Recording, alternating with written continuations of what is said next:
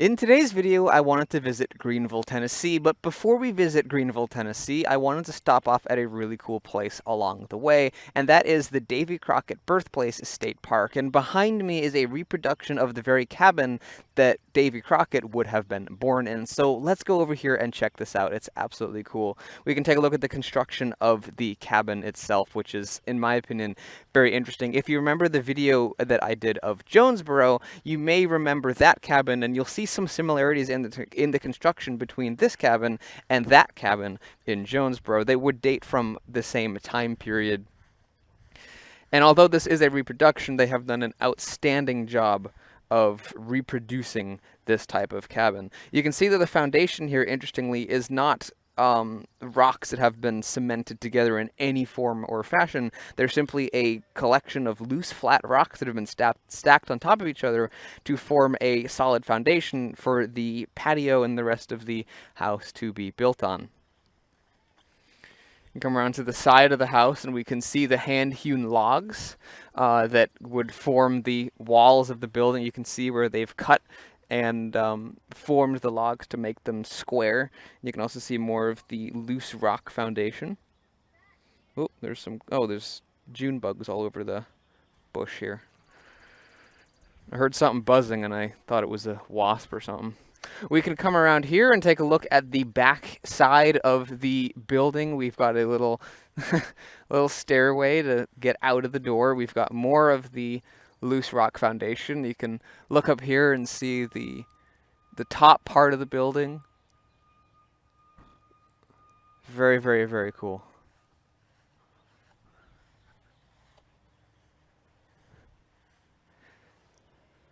And then finally, on this side of the building, there is a chimney that we can take a look at once we're done inspecting this wall.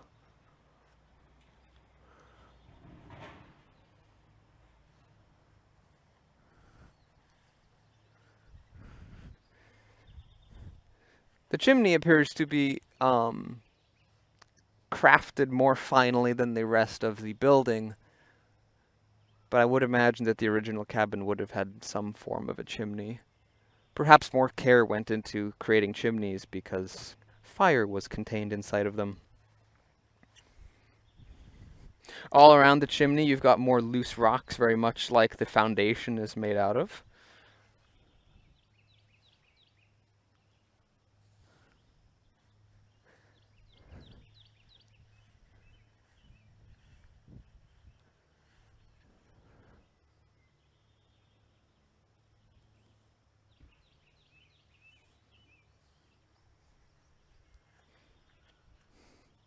And we can look at the porch as well. You've got the pillars supporting the little roof.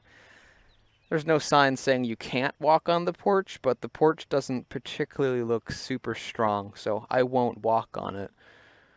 You can see the beams are all curved on the porch. Very, very authentic looking. And of course the door is barred by the little bench there, so indicating do not enter. So we've seen the birthplace of Davey Crockett. If you want, I could, in theory, come back and probably make an entire video about just this state park itself. I'm sure this place is absolutely rife with history. David Crockett is one of the most legendary American soldiers and politicians, in fact, to ever exist. Very, very cool history behind this person. So if you want, I could come back and do an entire video on this state park. If there's enough interest, I will do so. However, I think for now, let's head on and check out Greeneville, Tennessee, because there's a lot of history there as well.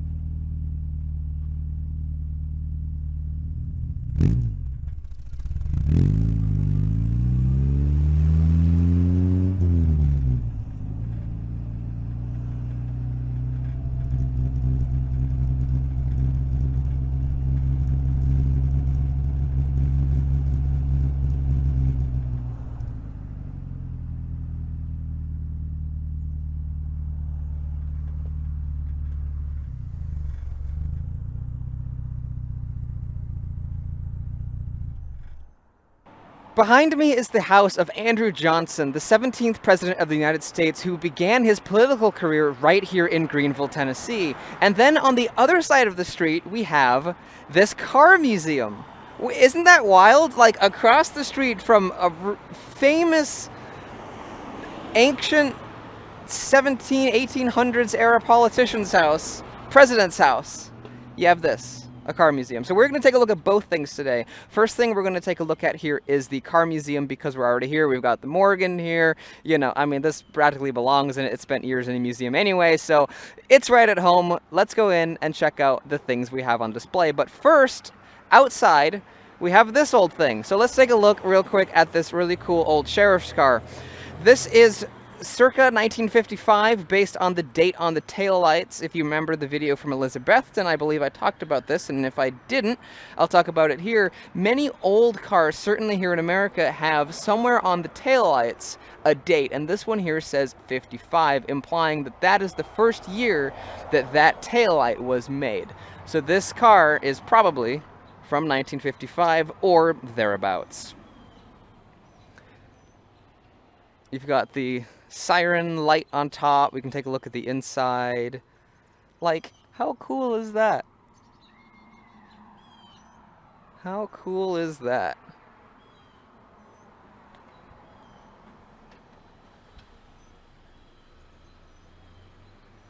Got a Ford V8.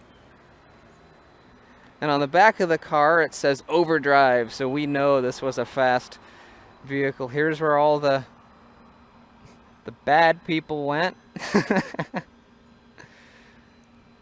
You'd think there'd be like bars or reinforcements. Maybe they removed them.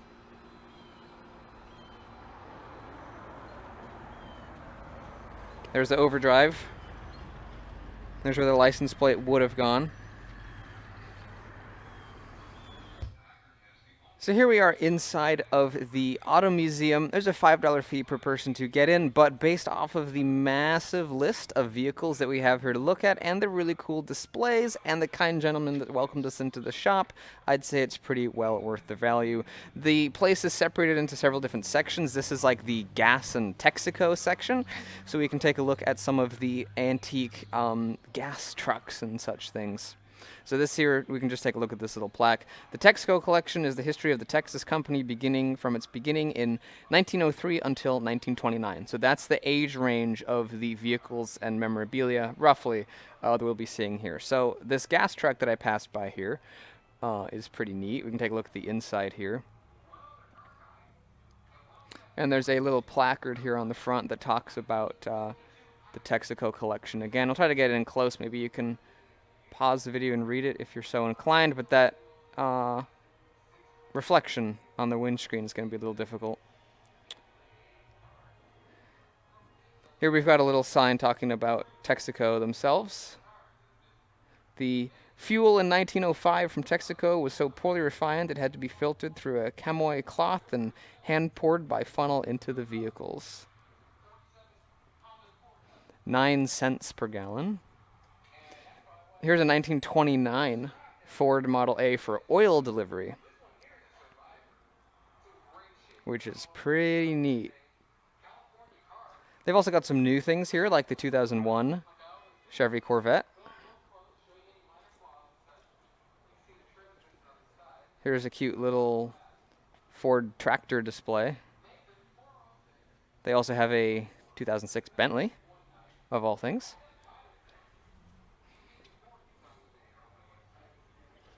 Look at this thing. What on earth is this? 1901 Oldsmobile replica. Top speed 20 miles an hour. That is amazing. Here's a 1969 Chevy Camaro. The ropes indicate that I cannot go in and get a closer up view of the vehicles. But it is pretty neat looking. Here's another 1969 Camaro. It's a Z28. There's all the information for it. You got a 302 V8 engine and 500 horsepower, which is pretty big even by today's standards. And then behind here is a 1948 Chevy, which is actually for sale. And boy, is it beautiful. I wonder if this was at the Elizabethton car show. It's possible. There were quite a few Chevy trucks, and I remember many of them having a wood bed like this. Doesn't mean that it was there, but it reminds me of the ones that were there. Here's a really cool one. You got a 1957 Chevy convertible. Again, there were also many of these at the Elizabethton car show. They were a very, very popular car, and you can see why. They look awesome. Here's a Cadillac Eldorado. Now this is neat looking. A 1981 Berlina Coupe, or Coupe if you prefer to pronounce it that way. Phillips Motor Car Corporation. Vintage flavor of the ever popular 540K Mercedes. That is neat. Look at that. It's the Brat. Yeah. The seats facing back. Yeah. What are talking about? Now, at first glance, this appears to be a very ordinary vehicle, and you might be wondering, why is it in this car museum? Well, it is in a sense, and in a sense, it isn't at all an ordinary vehicle. This is a 1982 Subaru Brat, and you never see these on the road, for starters. But second of all, what made it interesting is that it's a small pickup truck that got around certain requirements to be a pickup truck by having seats mounted in the bed of the vehicle. I'm trying to give you an overhead shot. I can't actually get around behind it and show you the seats, but believe me, the seats are in fact in the back seat. There are some papers here talking about the seats. Jump seats, you can read right there, hopefully, about the seats. It says here they were a tariff avoidance ploy with the plastic seats in the cargo bed, allowing Subaru to classify the Brat as a passenger car. Charged only 2.5% compared to a 25% tariff on light trucks. And they were discontinued after 1986. So those seats allowed Subaru to save a lot of money and produce a very interesting little vehicle. Here's a 1972 De Tomaso Pantera. Look very exotic. Very small, too. Here's a 1996 Subaru SVX Sport Coupe. So the Brat is not the only Subaru here. On the other side of the car museum, we've got other interesting things, too. We've got a 1940 Ford. We've got a 1972 Rolls-Royce convertible. So we've got both Bentley and Rolls-Royce here. This one was apparently used in movies, or at least a movie. Now this is neat. Look at that.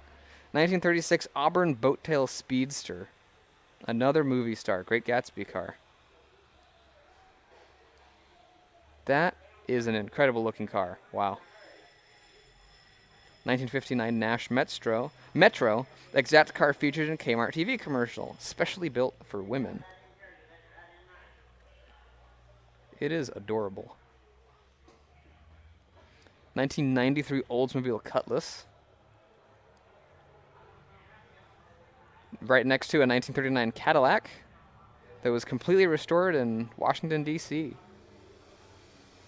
And then that is sitting right next to a 1914 Ford Brass T model. Electric start added, very, very rare. Owned by Ron Jones, and here's all about Ron Jones. Look at that. That is wild. Absolutely wild. Now, the reason it specifies electric start is because originally you would have had a hand crank, and those were rather dangerous. If you did it wrong, it could even break your arm. So electric start, like what we use today, is very nice. Here's a Ford Model A, and back in 1930 you could have purchased it for $57.50. But of course that was a lot more than back in the Depression era. You can see a whole chart of how much things cost in 1932 to 1934.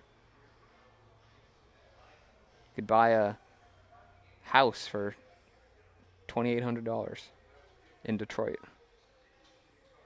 Here's a 1976 Corvette.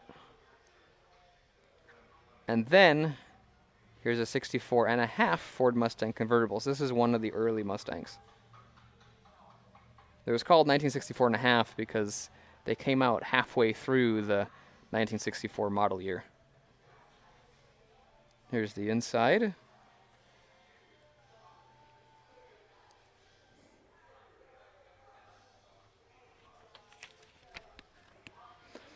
Now we can head on back down this way, the way we came. We can go past the Chevy and past the other Chevy. These are an interesting concept that Chevy had in the early 2000s, the SSR. It was kind of a retro-themed sort of a truck thing. Some people love them, some people hate them. This one's in very nice condition. Is this a Subaru? 1970 Subaru.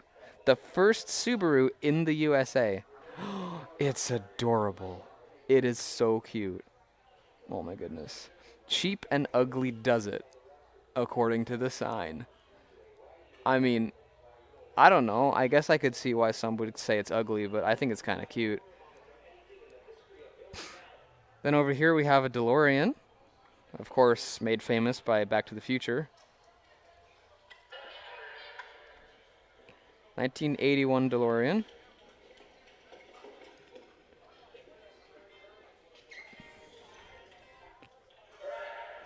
John Z. DeLorean's actual leather office chair.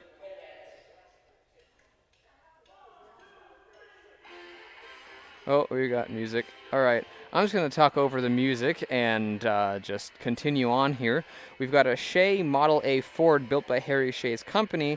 It's a popular replica of the Ford Model A and was built between 79 and 82 and were sold throughout the USA by Ford dealers. That's really cool. That's really neat. Here's a 1975 Bricklin. Interesting. It's got the gull wings like the DeLorean.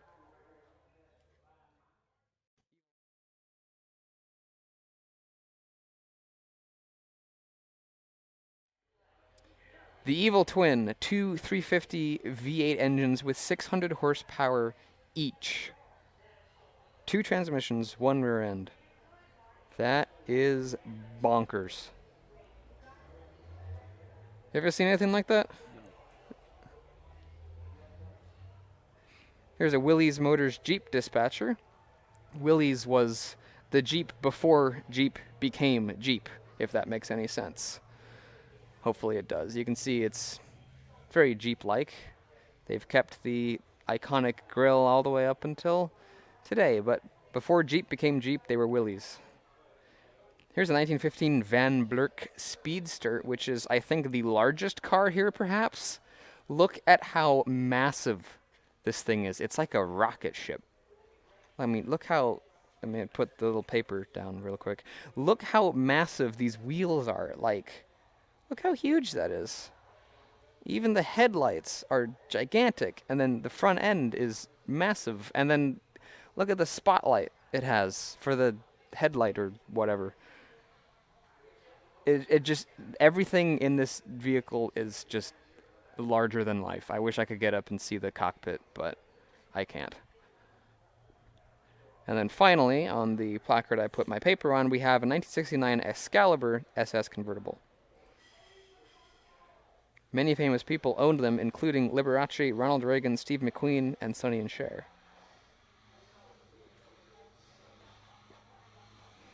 Now we've come back around to the Texaco area. There's also a little dining area, I suppose. And on this side of the showroom, we have even more vehicles. I mean, you saw the list. It's huge. We have a 1941 Plymouth Deluxe, completely original. We've got this thing, which is a 1936 Ford Sprint car.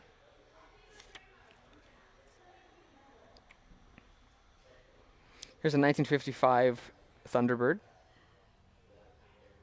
Pretty low miles, I'd say, for a 1955 car. That's pretty low miles for a 55 car, isn't it? Yeah. Here's a 1957 Chevy, another one. This one is in original condition. Here's a 52 Pontiac. And then here's a race car. '76 NASCAR Tower. Oh, that's the tower. What about the car? Here we go. 1995 Daytona 500 winner. Driver Sterling Martin. Owner Morgan McClure Motorsports. I can't talk today. I saw the Abingdon and combined it with Motorsports and just didn't say anything correct there. 1985 Chevy Monte Carlo, which is over here. So here's an interesting vehicle. The 2001 Chevy Camaro, the Intimidator SS. They only built 82 of these. And here's all the information for them. An LS1 small block V8 engine with 381 horsepower. And a bunch of other features.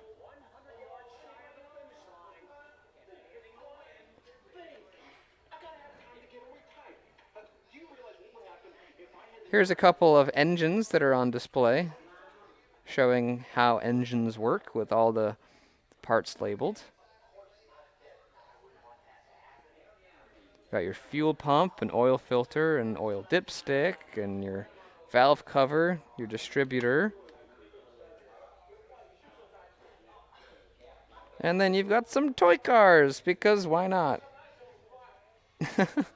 That is really cute. Oh my goodness. This one's really cool. Look at that. Wow. So as you can see, this car museum is big. You've got quite a few different things to take a look at here, and it's pretty interesting. So here's kind of a overhead sort of sweeping view of the entire shop. Hopefully you guys enjoyed the little tour of the vehicle and all the stuff here. The overview of each vehicle, I should say, and all the other things here. We actually managed to take a look at every single vehicle in the showroom, which is pretty cool. The owner of the shop asked us to sign a little paper stating which vehicle was our favorite. So let us know which one you thought was your favorite. This one I think is probably the coolest looking one, or at least the wildest one. As far as which one's my favorite, not really sure I have one yet. There's quite a few cool ones. So here we are standing in front of the Andrew Johnson Homestead. There's a very nice plaque giving us some architectural information as well as historical information about the Andrew Johnson Homestead. According to this plaque, the house contains both characteristics of the Greek Revival style and the Federal style of architecture, which was popular in Tennessee in the 1840s. We can take a close look. This is just kind of mind-blowing to me that we can just walk right up to this historical house where a president used to live. Like, what? This is amazing. Now, in the 1950s, I think 56 to 57 is when this house was restored. Although Andrew Johnson's political career began in Greeneville, he did not begin his career living in this house. This was his last house, I believe, according to the plaque. Tours begin on porch, so apparently you can get tours of the inside as well, perhaps. Here we go, home of Andrew Johnson, 17th President of the United States, but I've already said that, so I didn't probably need to show that. We've got these old stones here as well by the path, which I find cool. All the bricks look old. The porch is very nicely well done.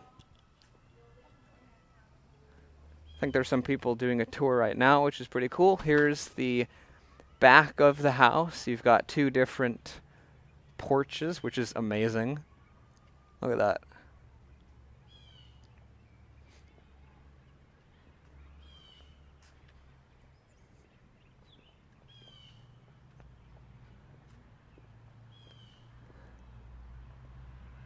How cool is this?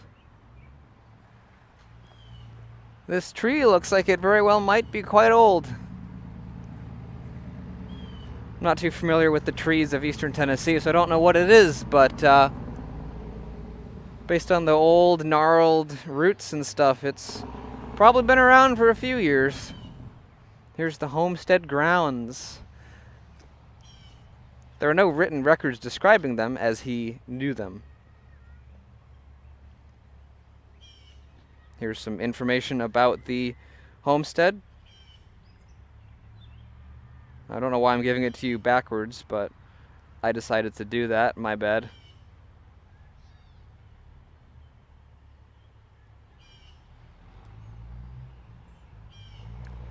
And as you can see, regardless of whether it looked like this back in the 1860s or not, which it probably didn't, it is beautiful. Look at that.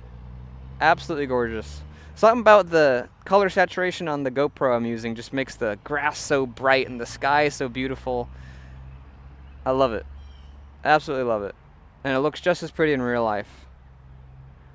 There's no sign saying that you can't walk out on the grass, but maybe that's part of the tour. I don't know. I don't really want to break any rules. This little bench you can sit on. Here's more of the house. Walking back up the old brick pathway, which is all, I don't know, looks like old 1800s bricks to me.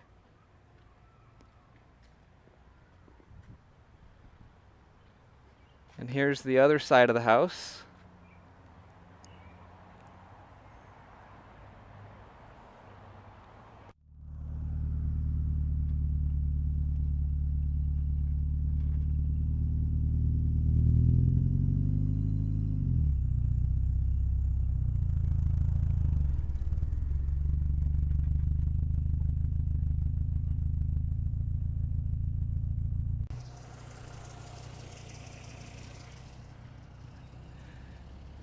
So we were driving down the road and we stumbled across this old log cabin. So I thought we would get out and take a look and see what it is. So this log cabin, built in 1787, was originally located in the Newmansville community of Greene County. It was then disassembled and rebuilt here by the descendants of the original builder, Seth Babb. Seth was born in 1760 and he moved to Greene County in 1791. And apparently the original owner and the constructor of the log cabin actually saw General Washington right around the American encampment after the British were defeated in 1781 in Yorktown. Isn't that interesting? Here's an old picture of the log cabin many years ago. And what's special about this log cabin compared to the others we've seen so far is that we can actually go in and take a look at some of the things that are on the inside. Now, of course, it's all walled off because they don't want people to damage the precious things inside, but we can take a look at some of the things that are in here. Here's a placard talking about some of the things that are in the house and what they were used for. You've got butter churn, you've got a mantle that's got an oil lamp on it, some benches. You've got a spinning wheel here. Let's see if we can get a better angle of it. There it is. You've got a rocking chair, which would have been the, as the sign said, the quote-unquote comfort seating of the day. You've got photos of Elbert Babb and his wife.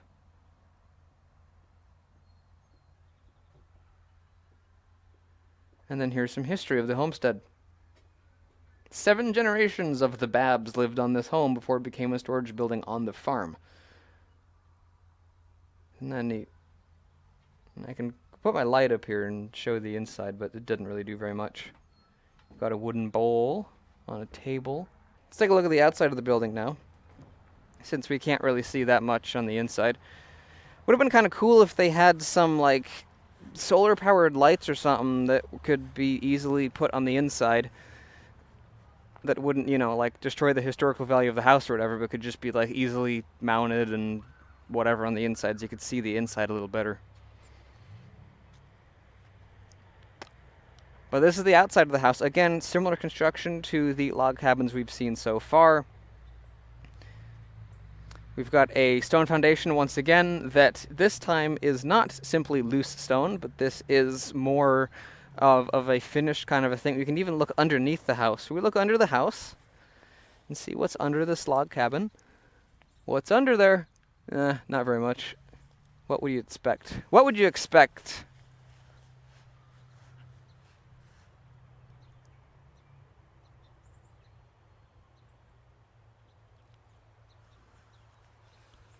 These logs don't appear to be as roughly cut as the ones at the Davey Crockett Memorial Birthplace. These ones do, though. Or at least that particular log, and this one's a little more rough cut. And this one's got some rough cuts on it.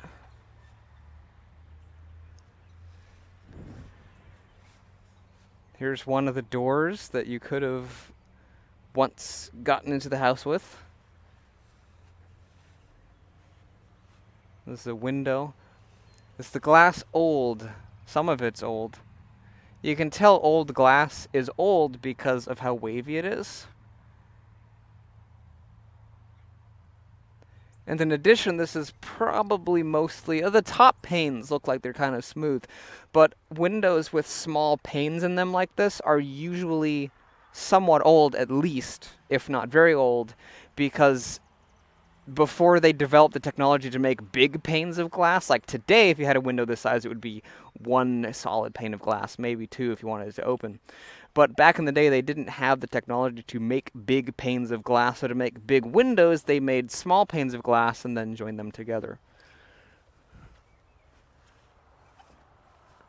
But that is the Bab log cabin. Pretty neat.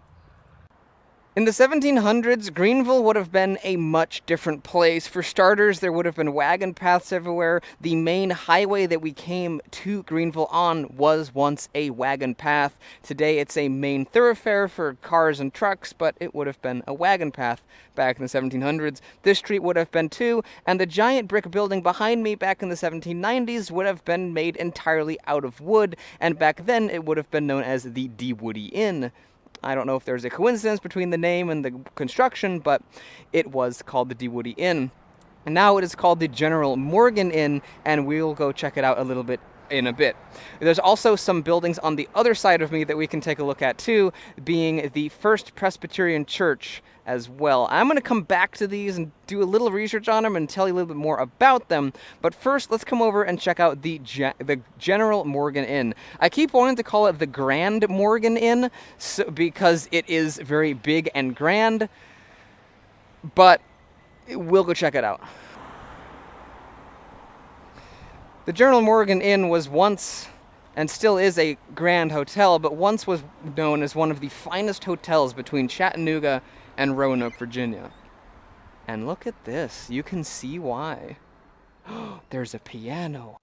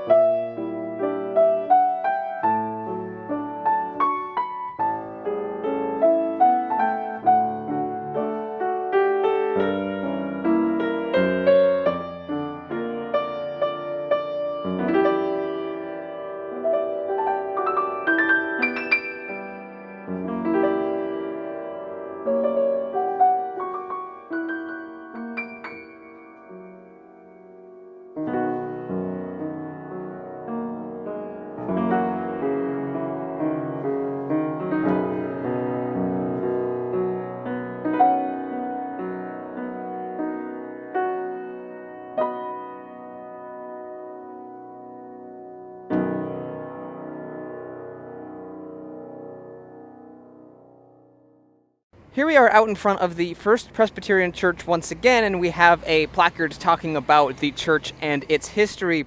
It was originally founded in 1780 and was first called Mount Bethel Presbyterian. The first pastor was in 1783. 15 years later, the name was changed to Harmony Church. The present building dates from 1848, and in a fire in 1928, after that was restored. So we have quite the beautiful building here. I heard church bells ringing earlier on in the day, and those church bells would likely have been ringing from this very church. Look at how impressive this is. Wow. We can walk around back here, which is absolutely beautiful. Look at this. How delightful.